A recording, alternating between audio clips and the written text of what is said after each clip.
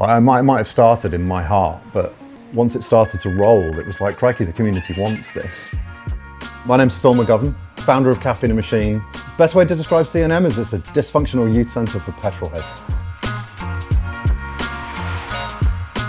It was designed at the outset as a safe space. You have to wind the clock so far back to kind of get to where I was, what headspace I was in. I was lost, I was sad, I was lonely, and this kind of like this binding thing was the love affair of machine. So yeah, it was driven by a desire to meet like-minded people, for sure. I was traveling between some really, really interesting countries, and wherever I went, I kind of saw it. Whichever country you're in, be it Jordan, Lebanon, Syria, California, it was there. And from what I could see, no one had ever made a home for it. And I've traveled a lot, because I'm a paranoid soul, to try and find places that at least had some semblance of what I was wanting to achieve. I never really found it. Found some really cool places, some exceptional places, but they weren't everything that I wanted them to be. So it's a case of it's been irking me probably since the early 2000s, and then it started to become a thing in the mid to late 2000s with a project that I was running, and then it really started to hit final gear kind of 2014, late 2014.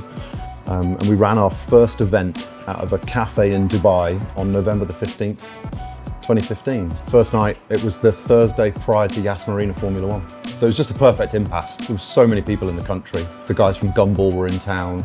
That kind of early rise of influencers were in town. Yeah, and I invited them all down to a thing, and it was up and done and closed in about 2.5 hours. And that was the first one. We had absolutely no idea what we were doing. And we put everything on the line, like all of it. Sold homes, begged, borrowed and steal, money wherever we could. Took a lease on a pub, found out it was a repair and insure lease. So we had to effectively build the property that you now know as the Hill.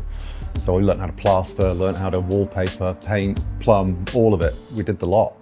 And there was just this moment in the diary where we're like, we've got to open this thing. We've missed the summer and just hosted a Facebook event. 27th of October it is. We woke up that morning not expecting to have to close before we opened. So we were due to open at midday, and at 11:45 we shut the gates. Like, we're full.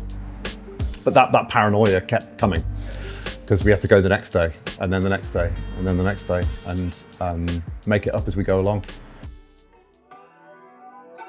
The way the community works, it's quite siloed by brand, by product, by theme. It might be a love affair of JDM that doesn't cross over into drag racing, or a love affair of drag racing that doesn't connect over to drift or to any other form of motorsport. It's all quite isolated. And the challenge is to make it feel like it's everyone's home. All machines, always. I don't care what you drive as long as you do it with passion. I'll pick that passion up. Others will too. It doesn't have to be a Gordon Murray T50 or a Ferrari or a Porsche.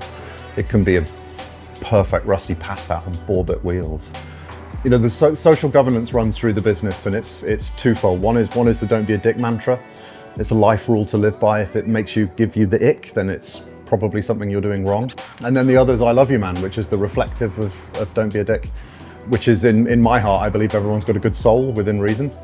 And we support that through our mental health endeavors with I love you man. The hard work's establishing the brand, I think.